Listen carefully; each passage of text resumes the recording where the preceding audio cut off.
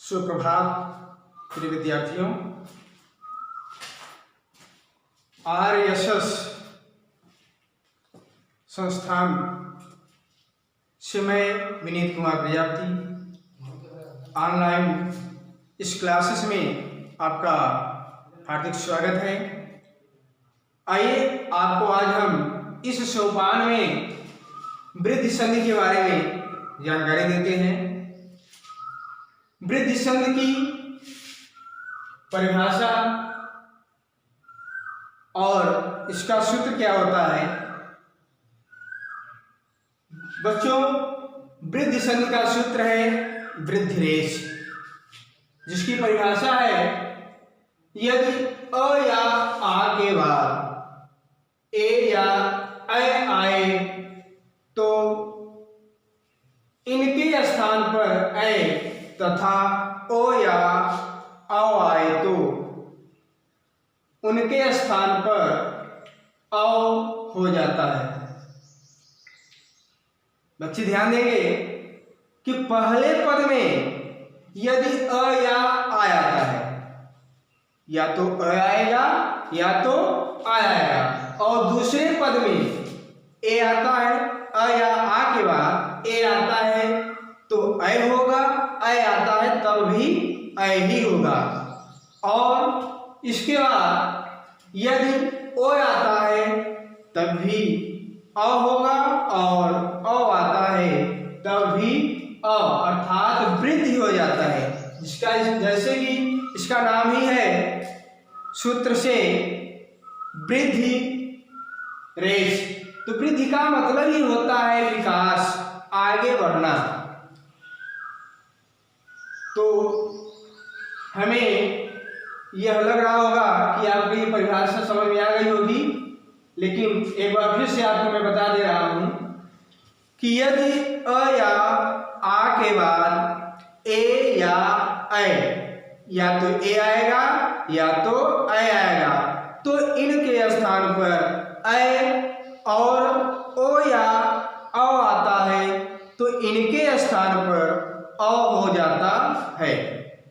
जैसे यहां हम आपको उदाहरण के माध्यम से समझा रहे हैं किस तरह से ये होता है।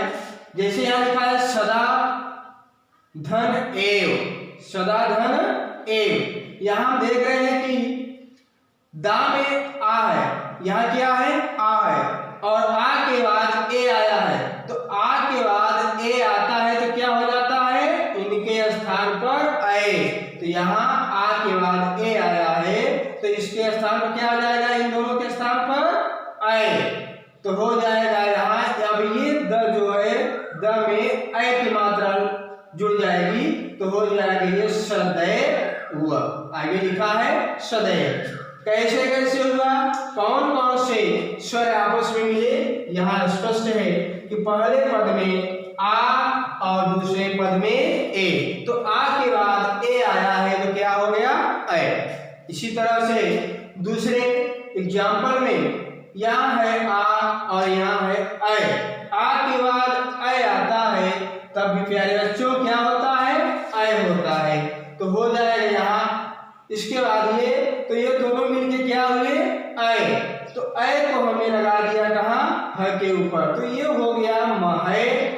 आगे आपका बचा है स्वरीय, तो हो जाएगा महेश्वरीय। इसी तरह से यहाँ है महा, आ के बाद ओ आया है तो हो जाएगा ओ का औ, तो हो जाएगा ये महोजस्वी। इसी तरह से वर्धन औषधि, अ के बाद औ आया है तो औ का भी क्या होगा औ, हो जाएगा यहाँ वनौषधि। इस तरह से हम आपको ये परिभाषा के साथ उदाहरण के आधार पर इस परिभाषा को स्पष्ट किया। यहाँ हम आपको एक चीज और स्पष्ट करना चाहेंगे, यदि संधि विच्छेद है तो इस नियम के आधार पर हम संधि कर सकते हैं, लेकिन यदि शब्द आपका संधि है इसको हम कैसे संधि विच्छेद करते हैं। ये जानकारी भी थोड़ा सा इस पर भी फोकस डालेंगे। जैसे बच्चों यहाँ एक शब्द हम रखते हैं तथैव। क्या है? तथैव। तथैव एक शब्द है, इस शब्द को हमें संधि विच्छेद करना है। आप इस नियम के आधार पर जितने भी शब्द होते हैं, चाहे वो जिस किसी भी संधि का शब्द हो, उसको हम अलग कर सकते हैं। यदि वह शब्द स्वर संधि का है तो स्वर संधि में जहां पर, उस शब्द में जहां पे स्वर लगे उस स्वर से हम दो शब्द को अलग करेंगे। क्या करेंगे? दो शब्द को अलग करते हैं। जैसे यहाँ है तथैव। तथैव हम देख रहे हैं यहाँ थ में स्वर लगा है और वह शब्द काहे का है? अय का। अय का स्वर है। अब हम यहाँ से, वैसे तो देखने में एक ही शब्द है, लेकिन हम यहाँ अगर इस स्वर से इसके दो भाग करेंगे तो इसका तथैव का संधि विच्छेद हो जाएगा और इसका संधि विच्छेद क्या होगा? आइए देखते हैं। देखिए पहला शब्द है यहाँ पे त को हम लिखेंगे, थ को भी लिखेंगे। अब हम यहाँ देखेंगे कि इस थ में अय की मात्रा है। तो प्यारे बच्चों, आप जानते हैं कि अय है, तो अय की मात्रा जो है, अय जो है वो किस शब्द के आने पर आता है, किसके साथ उसका संयोग होने पर आता है। तो आप नियम, यदि आपको नियम याद है तो नियम से स्पष्ट होगा कि यदि अ या आ के बाद ए या अय आता है तो आप देखेंगे कि यहाँ अ या आ के बाद यदि ए या अय आता है तभी यहाँ पर अय होता है। तो आपने एक शब्द लिखा ही है पहले से तथ, लेकिन ये आपका सही शब्द नहीं है, क्योंकि आपके शब्द भी सार्थक होने चाहिए। तो हम क्या करेंगे? यहाँ हम यहाँ की मात्रा लगा देंगे। अब ये हो गया तथा, एक शब्द आपको प्राप्त हुआ। अब यहाँ हम आपको यहाँ पे एक स्वर मिला है, काहे का? अय।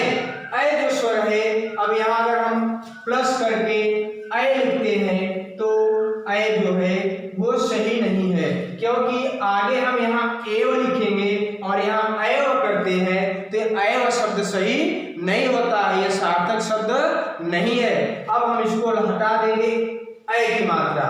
अब यहाँ बचेगा क्या? एव। अब हमें लग रहा है कि एव जो शब्द है वह सार्थक है, तथा भी हमारा सार्थक शब्द है और एव भी हमारा सार्थक शब्द है। इस तरह से अब हम दोनों को यहाँ मिलाएंगे और देखेंगे कि मेरा यह संधि विच्छेद किया हुआ शब्द सही है। तो आइए देखते हैं। यहाँ है आ और यहाँ है ए। आ के बाद ए आता है तो क्या हो जाता है? अय, अर्थात क्या हो जाएगा? तथैव। इस तरह से इसको हमने कन्फर्म किया कि यह हमारा जो संधि है या संधि विच्छेद किया हुआ शब्द सही है या गलत है। ठीक है ना? तो इस तरह से हम किसी भी स्वर संधि का, कोई भी किसी भी भाग का यदि संधि है, शब्द है, संधि विच्छेद है तो हम नियम के आधार पर उसका संधि करते हैं। यदि संधि है तो जहां पर उस शब्द में देखेंगे कि जहां पे स्वर लगा हुआ है उस स्वर से हम दो शब्दों को अलग करेंगे और ध्यान रखेंगे जो शब्द मेरा अलग होगा वह शब्द सार्थक होना चाहिए और तत्सम शब्द का शब्द होना चाहिए। इस तरह से हमने आपको आज इस सोपान में वृद्ध संधि को बताया। अगले सोपान में हम आपको अयाद संधि के बारे में जानकारी देंगे। यदि आपको ये वीडियो अच्छा लगा हो तो इस वीडियो को जरूर आप सब्सक्राइब करें, लाइक करें और शेयर करें। धन्यवाद।